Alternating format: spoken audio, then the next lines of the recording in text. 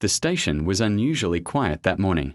Just a stretch of concrete, a few distant voices, the smell of iron on the tracks, and a grey sky preparing for rain.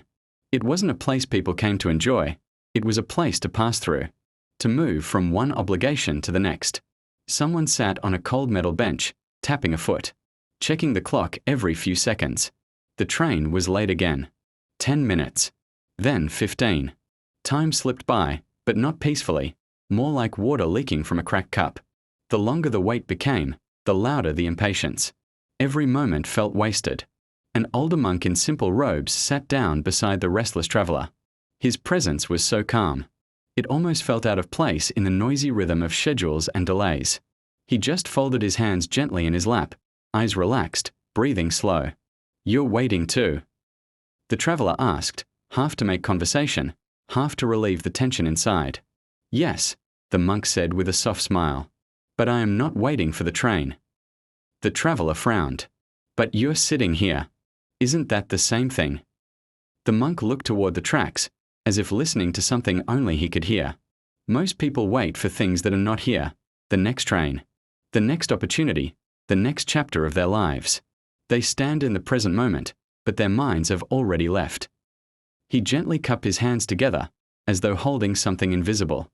"When you wait only for what is coming," he continued, "you miss what is already here." The traveler looked around. There was nothing special: cracked tiles, pigeons pecking crumbs, a vendor wiping his stand, a mother adjusting her child's jacket. Ordinary moments, usually ignored. The monk noticed the confusion. "Let me ask you," he said, "in this moment, right now, what exactly is missing?" The question landed like a stone dropped in still water. What was missing? The train. Yes. But was life missing? Breath. The sky above? The quiet company of someone who wasn't in a hurry? For the first time, the traveler stopped tapping their foot. Suddenly, the station didn't feel like a place of delay. It felt like a place of being, just being. The hum of distant conversation softened. The air felt clearer. Even the grey sky seemed less heavy. The monk stood slowly, steady as a tree in gentle wind.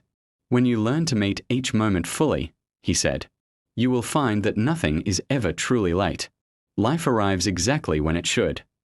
Just then, the train's horn sounded in the distance. People began to gather their things, stepping toward the edge of the platform.